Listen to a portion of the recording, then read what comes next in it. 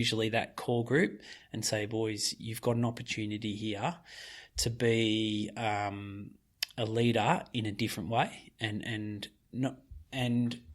just so you know, you're not the only one doing this, because this player from the Collingwood Football Club, they practice this every day. Yep.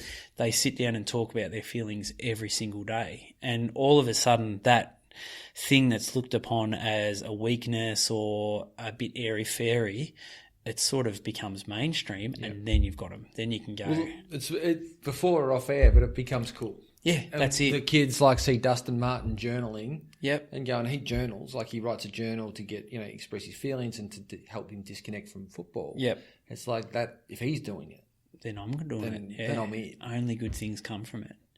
Yep. What advice, before we go, Sean, unfortunately there's not going to be a whole heap of kids listening to this podcast, but there's parents. Yep. Is there any thoughts or insights you could give at a parental level to sort of to help the kids along, but also help the parents build those relationships? I reckon the first thing you should do is sit down with your significant other, whether you've got a stock standard off the shelf mum and dad kids arrangement. Regardless, whoever the leaders are in that family, I think you need to sit down with each other where it's safe, probably not exes and stuff if that relationship's not there, but sitting down with each other and just doing a little bit of an assessment on where you are as leaders in that household. How do we talk about ourselves? So what's our self-talk like? How do we talk about our own insecurities and our own fears? Do you let on that these are the things that are happening without scaring the kid? Do a full assessment on yourself, and I think from that point, if that's broken there, if there's issues around the way you go about it, get help. Then you can set up a line of communication and an agreed language within your family around what that kid's going through and how they're feeling about themselves, without judgment, without ego, so without reflecting on yourself, or if there is something horrible that the kid's going through, one of the worst things you can do is say, oh, it's all my fault, I'm a horrible parent. It's you have to park that ego and lean into what that kid's going through. But what we instill in our classes straight away, and we'll sometimes have parents in our classes and teachers, is that there is now an agreed language, and it's that agreed language we all set up together. Yeah. So if we're feeling sad, this is the language we use, and it changes community to community. If someone mentions suicide or depression, this is how we go about that. And I think you have to do the same thing within your family. You have to make it safe for those kids. And then you just have to practice and communicate. Just keep trying to crack open that egg. And if you can't do that, get some help. Yeah. And we're a young group at Life Changer. Yeah. But down the track, we've got grand plans on providing a platform to mum and dad that's tech-based. So it'll be, a website or an app where they can lean into it and say, oi, you keep talking about this sort of stuff with my kids, I don't know how to relate, and we'll be able to give leadership on that. But we can't do that at the moment, but there has got to be areas that do headspace and stuff like that. Yeah, I think, you definitely start at the kids, but then there's the connection. I love what you said there, mate, is that at the heart of any successful team, and a family's like a team, family, whatever, communication is critical. Yeah. The quality of that communication. And I think what you're saying is absolutely right. If you can self-reflect on what is the quality of our communication as a family right now, and not just what the parents are saying to the kids, but how the children are responding back and talking to the parents, I think that's a really good indicator as to what that relationship's really like. Yeah, definitely. You might be opening up one way, or they might be opening up one way to you, but if you haven't got the capacity or space, if your mind's too busy about work or whatever, to take the information and share it, and it's like a vulnerability loop. They're opening up vulnerability. If you don't see the vulnerability and can't go back to them and say, I see you, I see what 100%. You're saying, they'll eventually start to shut down. And what you're saying about the grade 5 or 6 is they're coming from a young enough spot where they'll still share. Yep. If they're heard. Yeah. But at year 9, if they haven't been heard from year 5, 6, 7, 8, they'll stop sharing with the parents because they're not feeling seen, valued or safe anymore. Absolutely. And I think that's what you're sort of saying. Oh, 100. And you can do that with everything, Luke. Like with the music that they're into, you can sit down and go, instead of saying that's crap, the music I listened to when I was your age is heaps better. You go, what do you like about it? You don't have to start dressing the same as them and listening to the same music, but you can inquire and you can open up that line of communication and say, what is it about this music that you like, and hand it over, and all of a sudden they'll start sharing vulnerabilities, and you can reflect those vulnerabilities. I felt the same. I still feel the same. I'm worried about this. I'm worried about that. Without negatively affecting the hierarchy of that relationship. Yeah. But, I think that's the key, mate. It's just which communication is void in many, many households, and it's so much easier these days because we've all got devices. A family of 4 has an average of 8.5 screens, I think, in an Australian household, and, you don't need to communicate because the kids are going to find parenting from other platforms. Yeah, but they're going to... our kids and us, we're going to become a product of what we consume. Yep. So whatever we are looking at on those phones is going to become us. Where our attention goes, neural firing flows. So where we place that attention, so if it's on materialistic stuff, if it's on status-driven things, that becomes the consumption of that, and then that becomes part of how we see the world. 100%, yeah. And I think if you've got the relationship to inquire with the kids about, hey, what are you listening to? And they'll tell you honestly what they're listening to, and then you can actually show interest. And then maybe if it's not appropriate or it's not there, help influence that or share that commonality. Yeah. But if you just say you're not allowed to listen to that or that's crap, they'll find a way to listen to it. Oh, 100%. Yep. And be pissed off at you too for not being on the level or not understanding the intent behind wanting to listen to it. And you can't just say don't do it either. Like, what's the options? Like, if you don't want them to watch YouTube, what are you going to do with them? Like, what's the replacement? Yeah. Apart from the don't. Absolutely. Yeah. Mate, before we leave, for any people out there that don't need to go into 45 minutes of cardiac arrest and be dead for that long, what advice do you give to people to live more fully, more intentionally? If you can, what I would recommend, if you're in a rut, if you're in midlife like me, I'm 43 today, actually. Happy birthday, Thanks, mate. It's a good day.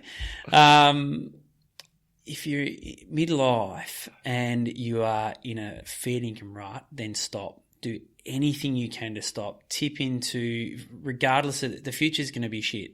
Anyway, so if you've got long service owing, if you've got leave owing, we're coming into Christmas now, which can be really stressful. Stop. Try and carve off a month. But then get to work. So find out where those train tracks are. Dust them off. If it's been 20 years since you've been anywhere near them, dust them off. Get on those train tracks in some way. Now, you might, in a month's time, have to go back to work, but hopefully when you finish work, you'll be on the tracks somehow, regardless of what it is. Find those tracks, get on them. That would be my advice to every single adult, because life is so short, Luke.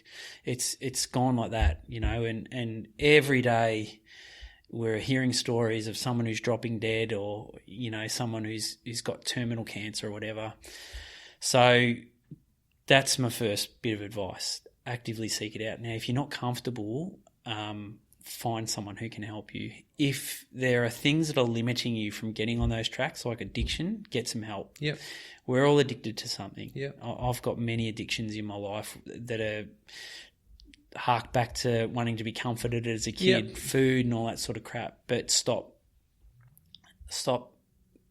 address the issues, get on those tracks, and then watch what happens. That's the next thing I'll say. And just give yourself time and be kind to yourself.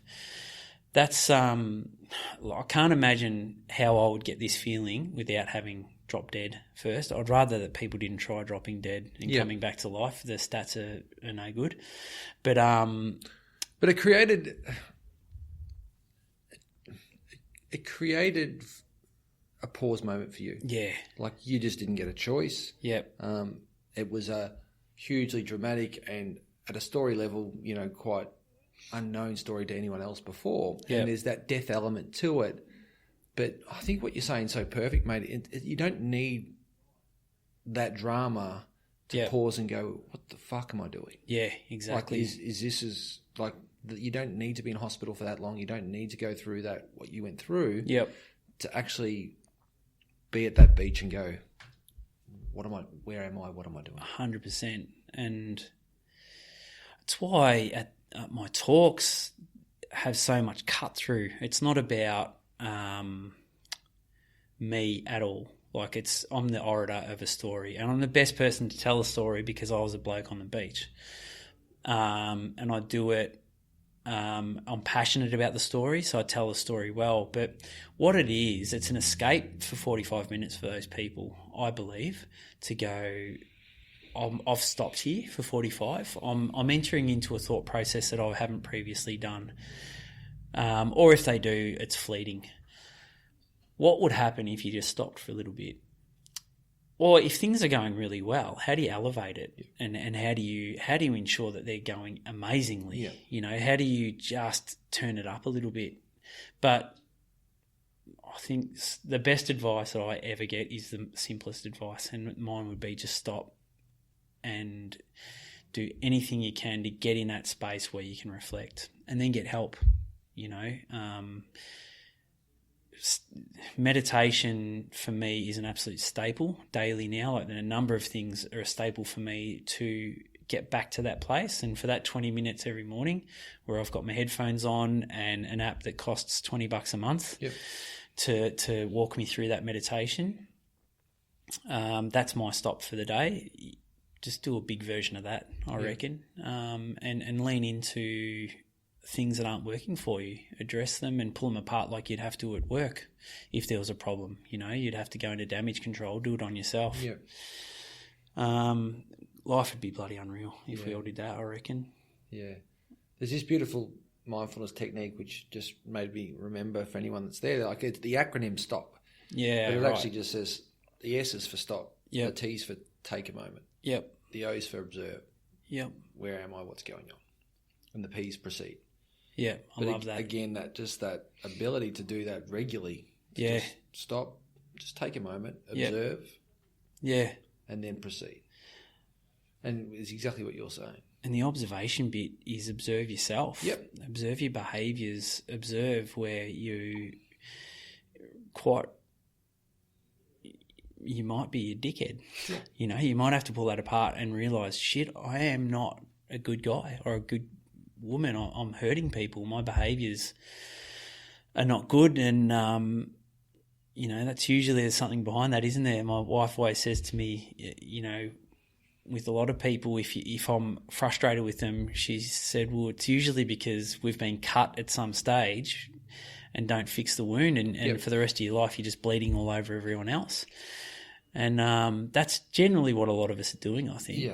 And with what you just said there, and that's a beautiful acronym, if that's the bit where you can salve the wound, isn't it? And you can go, okay, how do I fix it? If you can't fix it yourself, get help. Yeah. And again, what you're sort of saying is you can't get to that observation or that open awareness piece without stopping. That's the catalyst. People try to, and they try to do the work without truly stopping. Definitely. So it's almost like you're trying to see what's going on whilst you're still on the bus. And the bus is going really fast, but you're thinking, I can't slow the bus down, so I'll try and do it while I'm there. It's actually, you have to stop. Definitely. And it's just so much easier than what people think. And, we'll go into hours of psychology as to why people won't do that and won't make those changes. But I bet you, if you were diagnosed with a terminal illness, that stopping bit would be a lot easier, because you would understand that there's that time is finite, that life's finite, and I understand that